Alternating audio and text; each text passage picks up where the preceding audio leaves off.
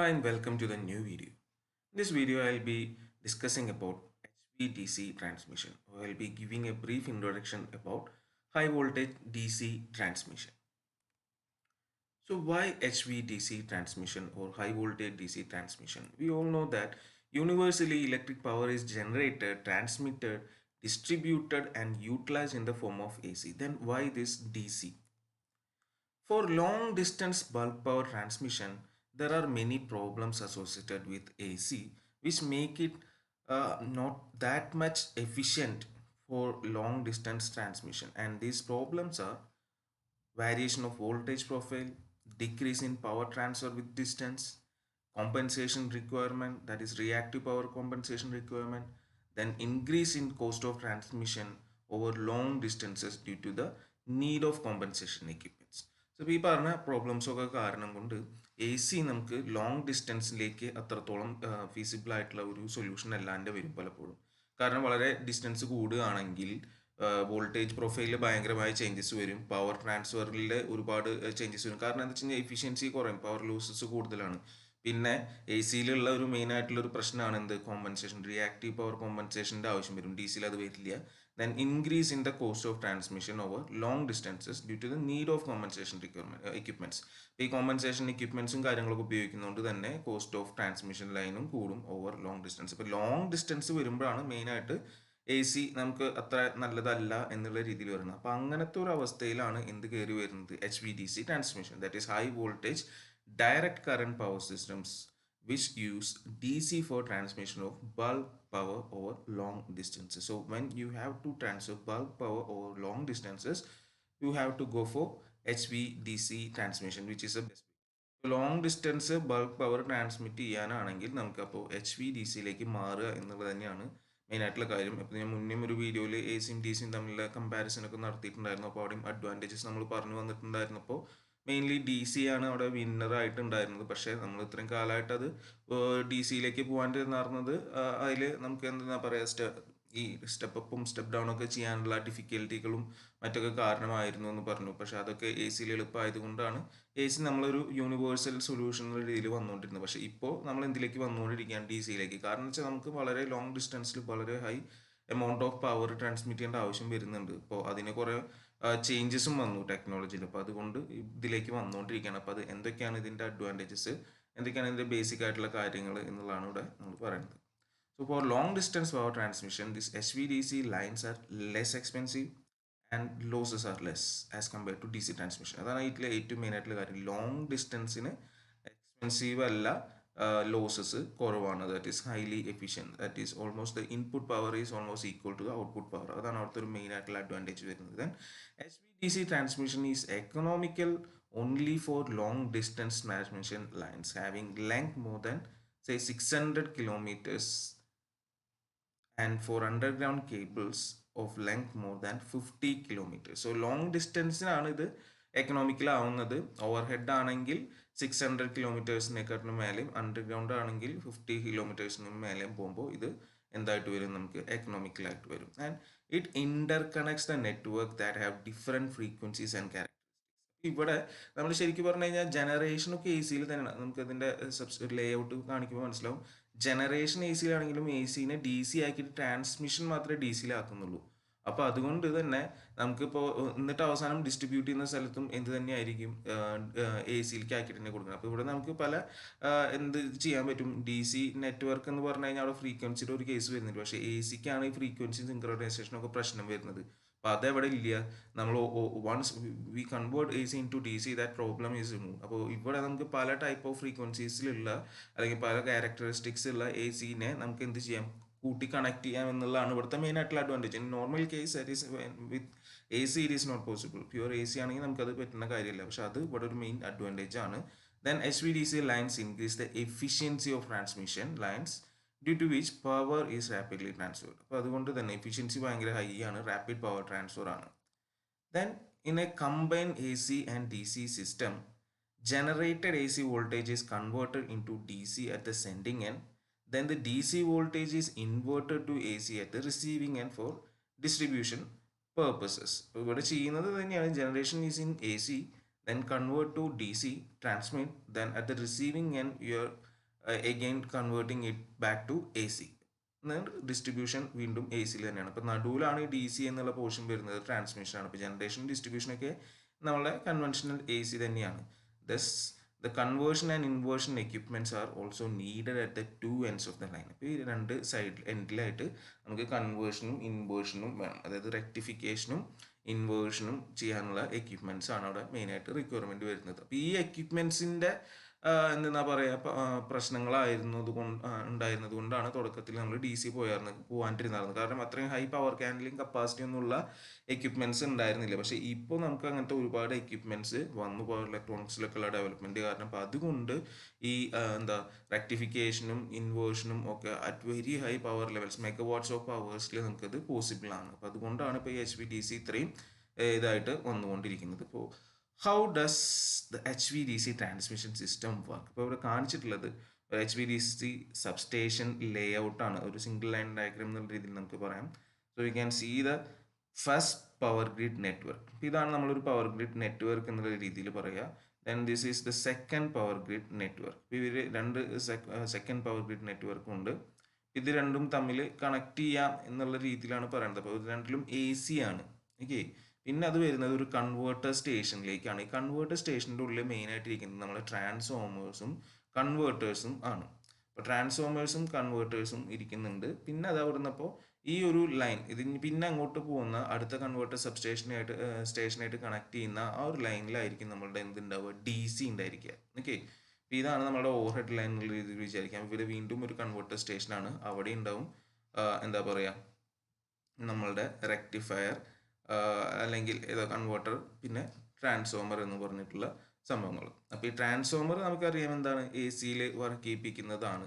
അപ്പോൾ AC step up അല്ലെങ്കിൽ step down ആ സൈഡിൻ്റെ ആവശ്യത്തിനായിരിക്കും എന്ത് വെച്ചിട്ടുണ്ടാവുക, transformer വെച്ചിട്ടുണ്ടായിരിക്കുക.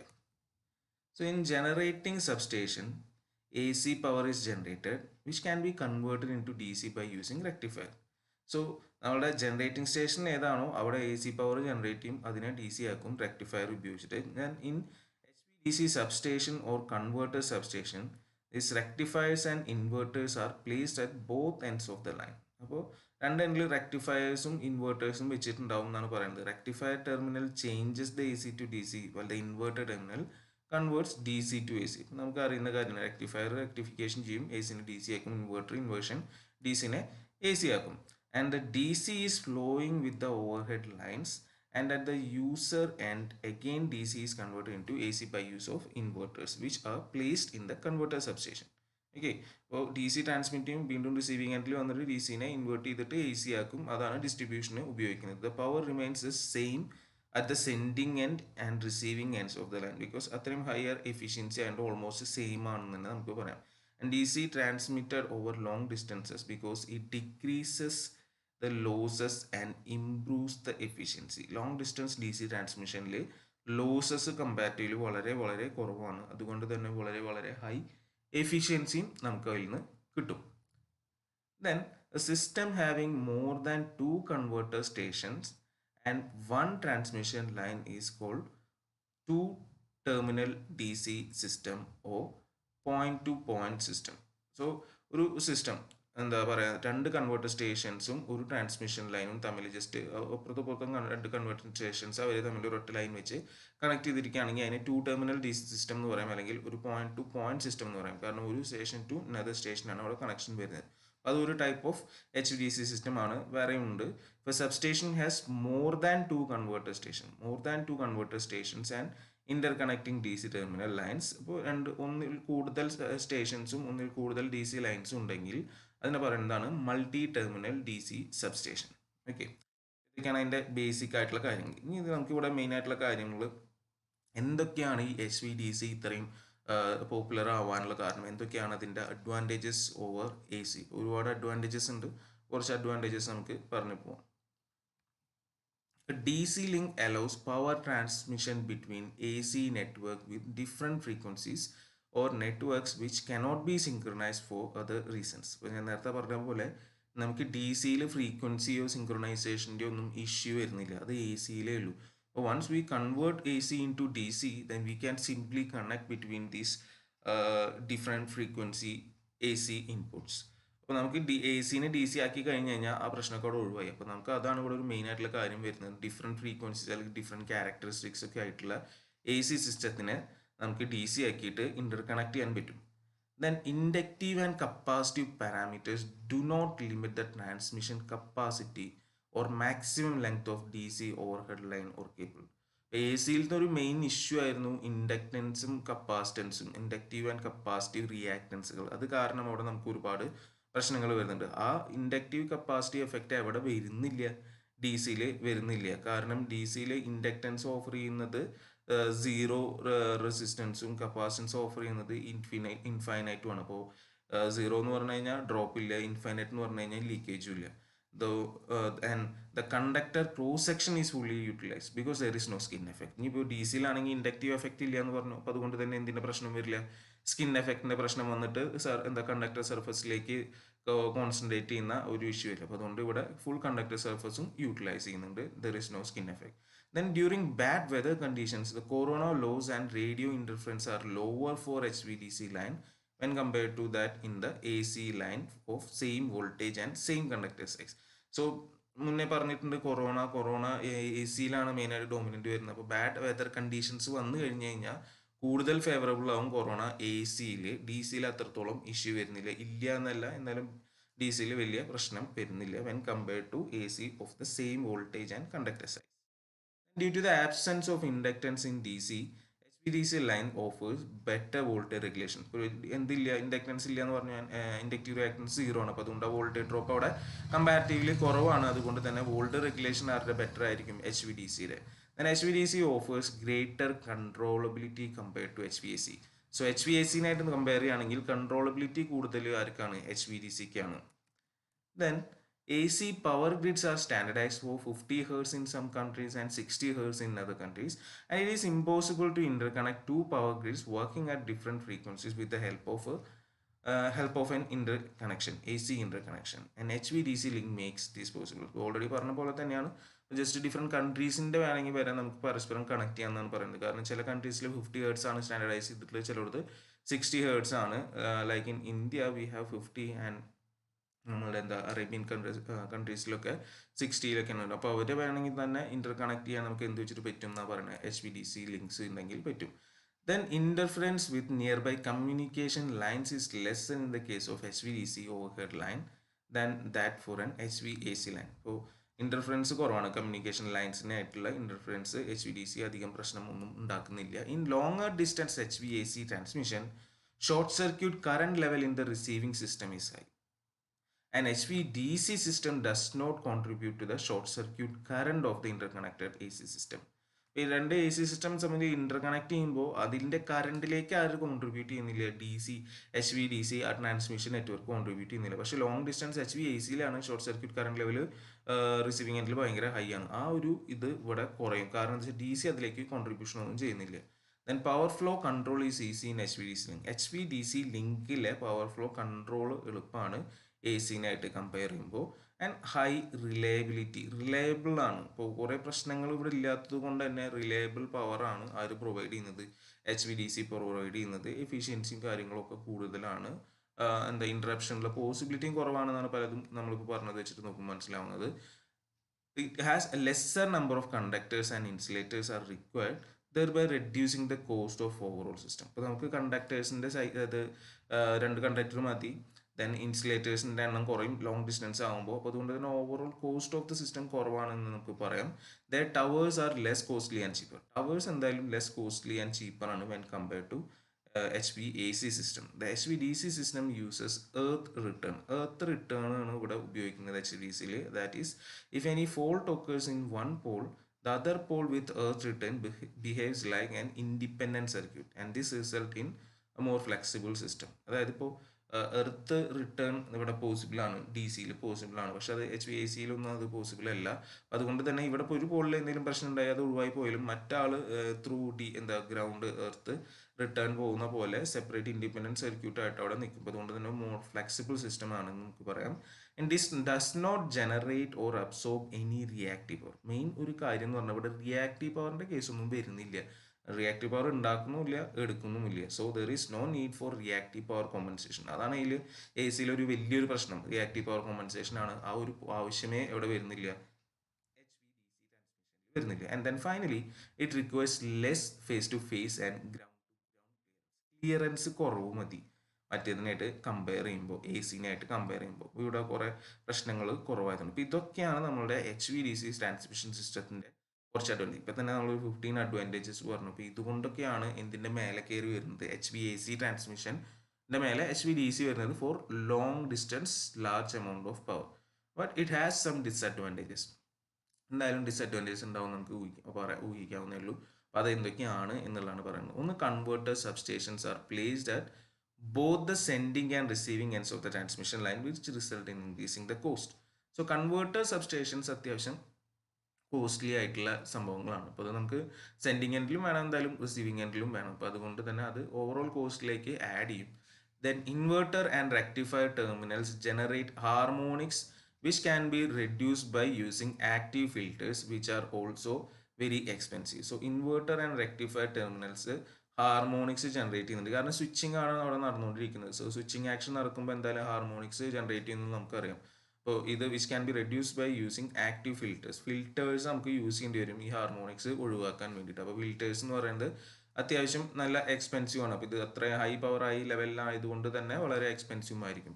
And if a fault occurs in the AC substation, it may result in a power failure for the HVDC substation is near to it. അപ്പോൾ AC സബ്സ്റ്റേഷനിൽ ഒരു fault ഉണ്ടായാലും അത് എന്തിനെ ബാധിക്കും, HVDC സബ്സ്റ്റേഷനെ അതിൻ്റെ അടുത്തുള്ളതിനെ ബാധിക്കും. അപ്പോൾ അങ്ങനെയും ഒരു DC തന്നെ വരണമെന്നില്ല, AC ആയാലും മതി.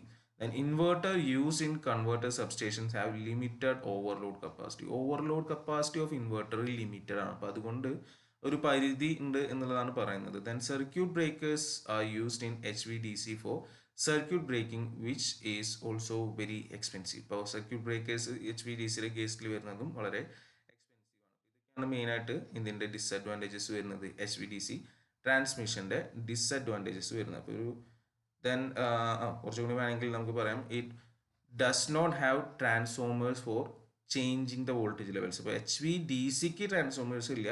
അപ്പോൾ അതുകൊണ്ട് തന്നെ നമ്മൾ ഈ ലെവൽ ട്രാൻസ്ഫർ ചെയ്യുന്നത് എവിടെ തന്നെയാണ്, AC-യിൽ തന്നെയാണ്. അപ്പോൾ നമ്മൾ ആ വോൾട്ടേജിൻ്റെ ലെവൽ ട്രാൻസ്ഫർ നമ്മൾ AC-യിൽ തന്നെ നടത്തേണ്ടതായിട്ട് വരുന്നുണ്ട്. കാരണം നമുക്ക് DC-യിൽ അങ്ങനെ DC-യിലുള്ള സംഭവങ്ങൾ എന്ന് പറഞ്ഞാൽ ഇത്രയും ഹൈ പവർ ലെവലിലേക്ക് അത്ര സ്യൂട്ടബിൾ ആയിട്ട് വരില്ല. അതുകൊണ്ടാണ്. Then heat loss occurs in the converter substation which has to be reduced by using the active cooling system. Loss converter സബ്സ്റ്റേഷനിൽ നമുക്ക് കൺവേർട്ട് ചെയ്യാനോർത്ത് എന്ത് വരുന്നുണ്ട്, നല്ല ഹീറ്റ് ലോസ് വരുന്നുണ്ട്. അത് നമ്മൾ ആക്റ്റീവ് കൂളിംഗ് സിസ്റ്റം ഉപയോഗിച്ചിട്ട് കൂൾ ചെയ്യാൻ നിൽക്കണം. Then finally HVDC link it self is also very complicated. അത്യാവശ്യം കോംപ്ലിക്കേറ്റഡ് ആയിട്ടുള്ള ഒരു സിസ്റ്റമാണ് HVDC എന്ന് പറയുന്നത്. AC-നെ പോലെയല്ല, കുറച്ച് കാര്യങ്ങൾ അഡീഷണൽ വരുന്നതുകൊണ്ട് തന്നെ കോംപ്ലിക്കേറ്റഡ് ആയിട്ടുള്ള ഒരു കാര്യം. പക്ഷെ ഒരുപാട് അഡ്വാൻറ്റേജസ് നമ്മളുണ്ട്. അതുകൊണ്ടാണ് ഇത് എന്തിൻ്റെ മേളിൽ വരുന്നത്, HVAC-നെക്കാട്ടിലും ഡൊമിനൻ്റ് ആയിട്ട് വരുന്നത് for long distance high power transmission. ഒരു ജനറൽ ഓവറോൾ കമ്പാരിസൺ രീതിയിൽ വേണമെങ്കിൽ നമുക്ക് ഇങ്ങനെ ഒരു ടേബിളായിട്ട് എഴുതാവുന്നതാണ്. AC and DC system. Skin effect AC-യിലുണ്ട്, DC-യിൽ ഇല്ല. ദെൻ ഗ്രൗണ്ട് റിട്ടേൺ AC-യിൽ പോസിബിൾ അല്ല, DC-യിൽ പോസിബിൾ ആണ്. ലൈൻ ലോസസ് AC-യിൽ ഹൈ ആണ്, DC-യിൽ ലോ ആണ്.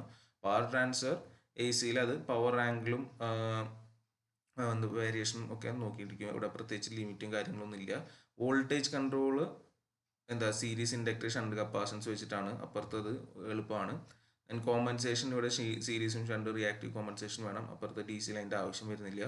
കൊറോണ ആൻഡ് റേഡിയോ ഇൻ്റർഫറൻസ് AC-യിലാണ് കൂടുതൽ, DC-യിൽ കുറവാണ്. റിലയബിലിറ്റി AC-ക്ക് കുറവാണ് when compared to DC. Then short circuit current large ആണ് AC-യിൽ, DC-യിൽ സ്മോൾ ആണ്. ഓക്കെ, ഇതൊക്കെയാണ് ബേസിക് കാര്യങ്ങൾ വരുന്നത് HVDC-യിൽ. Thank you.